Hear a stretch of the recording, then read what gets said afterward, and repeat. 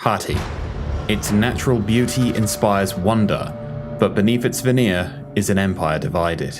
Away from the squabbles of the Egyptians and the chaos of the Canaanites, the Hittites have their own trials and tribulations to pass through, as they also try to survive the collapse of the Bronze Age and invaders from foreign lands. Whether you choose to command the Great King or take on the role of the Stag God Reborn, will you bring glory to Hati in their darkest hour? Before we begin, a quick note. If the colors on the UI look different, that's because I'm using the deuteronomic colorblind settings. Right, with the groundwork laid down, let's look at the Hittite factions.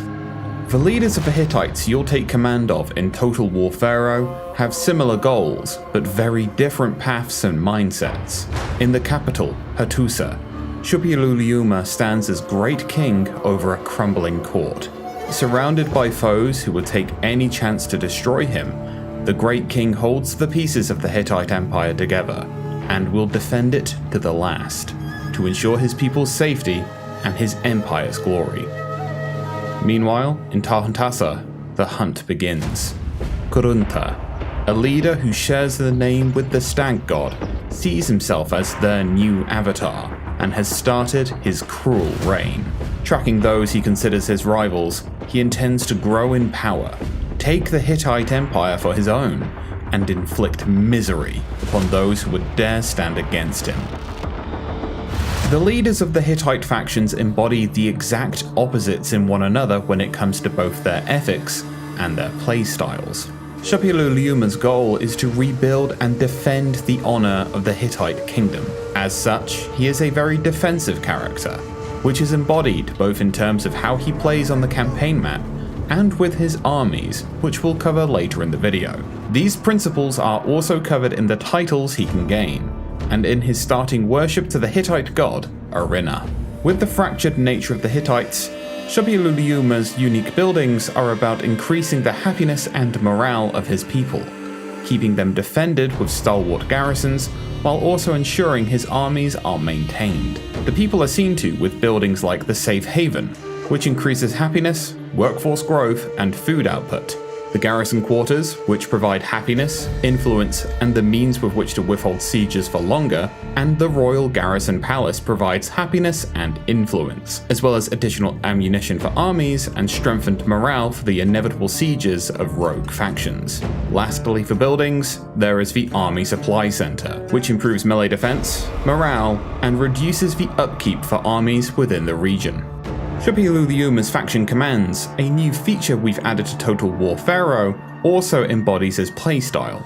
As an active command, you can increase the replenishment of your armies, bringing them back to strength. If you wait for Shemsu Hor, your workforce will increase across every province held, benefiting rebuilding the kingdom. Kurunta, meanwhile, believes the kingdom is rightfully his. He's not focused on building people up, but more on keeping them under heel and striking when they're at their lowest. His titles and playstyle lend well to stalking your opponents, undermining and debuffing them before conflict and within the courts, before eventually striking with unrelenting force in the honor of his namesake god. His unique buildings are about getting the best out of the native units of the land, whilst also affecting neighboring opponents' provinces, with little regard for the hits on influence. The military sabotage camp decreases enemy movement and melee attack strength in adjacent provinces, whilst increasing the raiding income of Kurunta's armies in those affected lands. The mercenary hunting village bring experience to armies and food to the masses in provinces they're built in, as well as reducing upkeep at the cost of influence, as these are strangers making homes in these lands. The Mercenary Center improves recruitment rank, increases recruitment slots, and also brings legitimacy to Kurunta's name, but once again affects his influence as he extends the hand to those that other lands may deem madmen.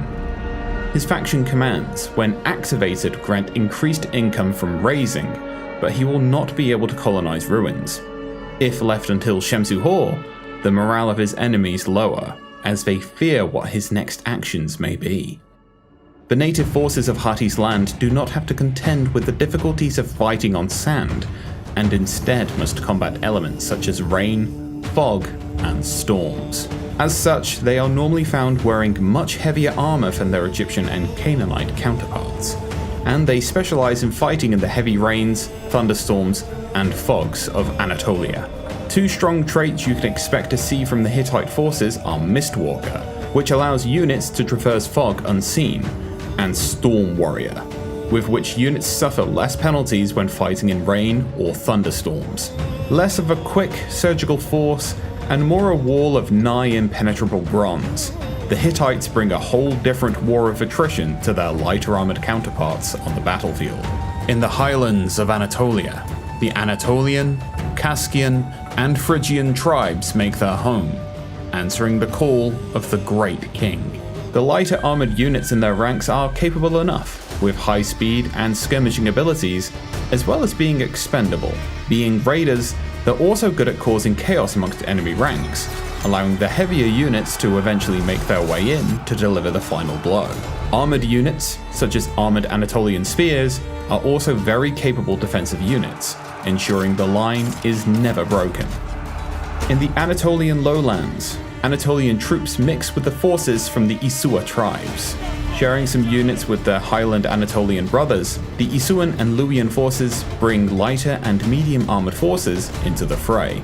Isuan axemen and renowned Isuan axemen both bring excellent anti-shield combat to the fray, whilst lighter armor units can be utilized to try and thin enemy numbers, or at the very least harass the enemy before heavier units arrive. The major boon the forces of the lowlands bring, however, is ranged infantry, a set of forces Kurunta's unique guard do not harbour themselves. Finally, there are the forces of the Great King.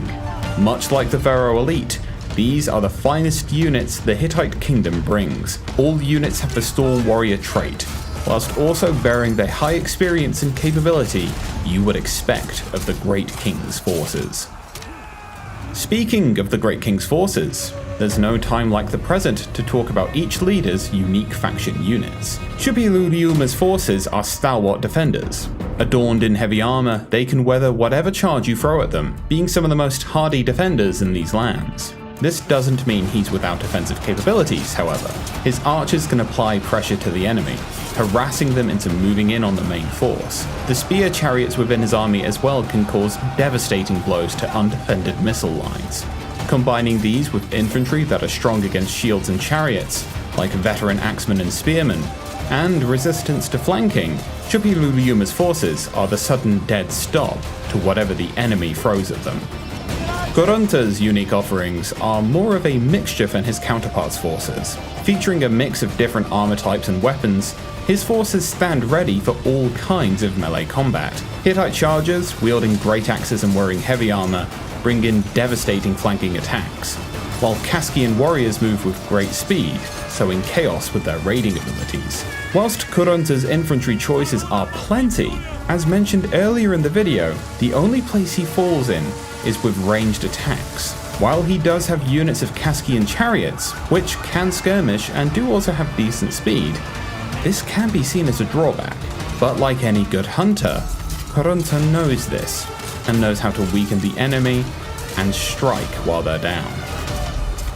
These are the Hittite leaders, and their forces you'll be commanding in Total War Pharaoh. From the Great King who'll do everything in his power to rebuild his home, to the usurping hunter who'll take back the throne he believes is his, and he'll ensure everyone will bow. Their civil war has divided their lands, but who will rise up to the challenge, take the throne, and protect their empire from the enemies beyond their borders? Whether you rule with benevolence or fear, are you the Great King who'll weather the storm?